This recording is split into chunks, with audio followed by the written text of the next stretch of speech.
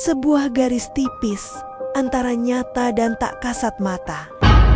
Disinilah kisah-kisah horor fiksi diceritakan tentang bisikan gelap, bayangan yang mengikuti, dan rahasia yang tak pernah ingin terungkap.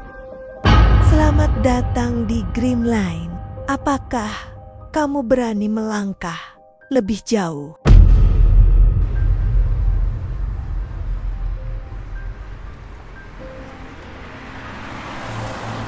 Malam telah larut dan lampu-lampu kota mulai meredup. Bima, seorang pengemudi ojek daring Parubaya, menghela napas panjang. Jemarinya memijat pelipis yang berdenyut. Sudah hampir tengah malam dan ia berencana untuk segera pulang. Namun, ponselnya tiba-tiba bergetar, menampilkan notifikasi pesanan baru. Destinasinya cukup jauh, di pinggiran kota yang jarang ia kunjungi. Pesanan terakhir mungkin, gumam Bima pada dirinya sendiri. Ia ragu sejenak.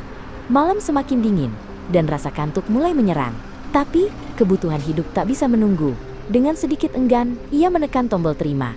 Peta di layar ponselnya menunjukkan rute yang akan membawanya melewati jalan-jalan yang asing, jauh dari keramaian pusat kota.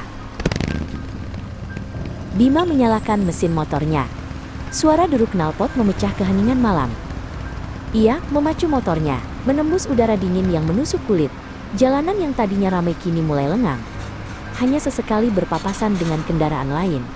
Lampu-lampu toko sudah banyak yang padam, menyisakan bayangan panjang di sepanjang trotoar.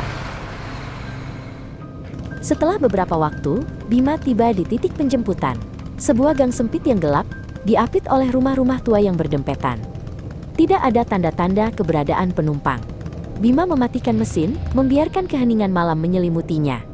Ia mengeluarkan ponselnya, memeriksa kembali detail pesanan. Kirana. Nama itu tertera jelas. Tak lama kemudian, sebuah bayangan muncul dari kegelapan gang. Seorang wanita muda, mengenakan jaket tipis dan celana panjang, berjalan mendekat. Wajahnya terlihat pucat di bawah cahaya rembulan yang samar, matanya sedikit bengkak, seolah baru saja menangis. Ia membawa sebuah tas kain kecil yang digenggam erat di dadanya. Wanita itu naik ke jok belakang motor, gerakannya sedikit kaku. Bima menyerahkan helm cadangan.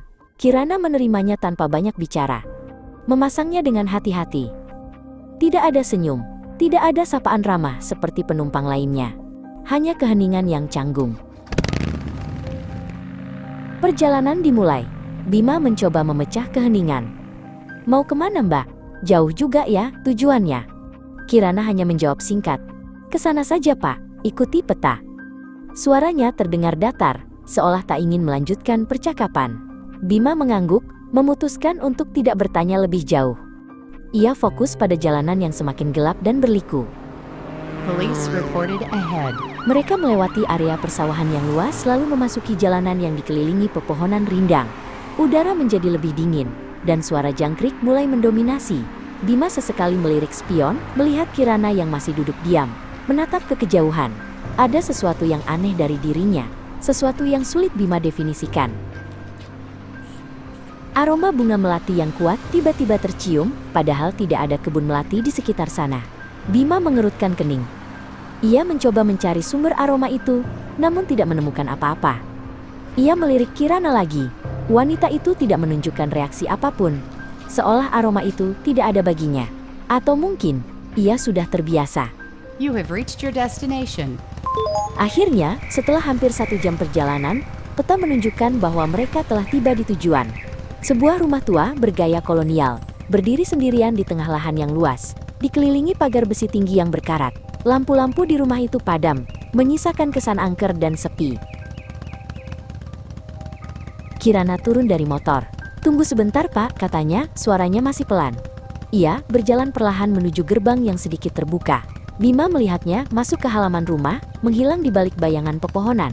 Bima mematikan mesin motornya, membiarkan keheningan yang mencekam menyelimuti. Ia merasa tidak nyaman berada di tempat itu.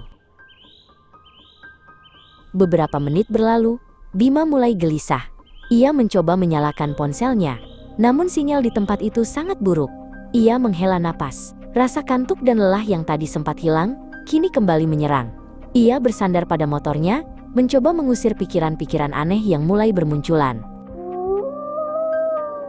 Tiba-tiba, Kirana muncul kembali dari kegelapan. Wajahnya kini terlihat lebih basah, seolah baru saja mencuci muka, atau mungkin menangis lagi. Ia berjalan mendekat dengan langkah yang lebih ringan. Namun matanya masih menyimpan kesedihan yang mendalam. "Maaf membuat Bapak menunggu," ucap Kirana, suaranya sedikit lebih jelas. Ia menyerahkan selembar uang pada Bima, lebih dari cukup untuk ongkos perjalanan. "Saya hanya ingin mengunjungi rumah ini. Ini rumah kakek nenek saya." Ia menatap rumah itu dengan tatapan rindu. "Rumah ini dulu ramai sekali. Tapi setelah mereka meninggal, tidak ada yang mau merawatnya. Saya sering datang ke sini, hanya untuk mengenang. Terkadang, saya merasa mereka masih ada di sini." Sebuah senyum tipis, penuh kepedihan, tersungging di bibirnya. Bima mendengarkan dengan saksama. Ia melihat kesedihan yang mendalam di mata Kirana. Ia teringat akan cerita-cerita lama tentang rumah-rumah yang ditinggalkan, dan bagaimana kenangan bisa begitu kuat melekat pada suatu tempat. Ia merasa iba. "Saya mengerti, Mbak," kata Bima pelan. "Kenangan memang sulit dilepaskan, apalagi dengan orang yang kita sayangi."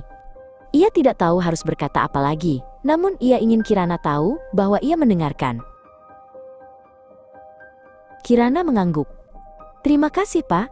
Sudah mau mengantar saya, dan sudah mau mendengarkan." Ia menatap Bima, dan untuk pertama kalinya, ada sedikit kelegaan di matanya. Ia kemudian naik kembali ke jok belakang motor. Bima mengantar Kirana kembali ke titik penjemputan. Sepanjang jalan, tidak ada lagi keheningan yang canggung. Kirana sesekali bercerita tentang masa kecilnya di rumah itu, tentang kakek neneknya, tentang kebahagiaan yang pernah ada. Bima mendengarkan, sesekali menimpali dengan cerita-cerita ringan. Saat mereka tiba di gang sempit itu lagi, Kirana turun. "Terima kasih banyak Pak Bima," katanya tulus. Ia tersenyum, senyum yang berbeda dari sebelumnya. Senyum yang lebih hangat. Bima membalas senyumnya. Ia tahu, pesanan malam ini bukan hanya sekadar mengantar penumpang, tetapi juga mengantar sebuah hati yang kesepian, untuk sejenak menemukan kedamaian.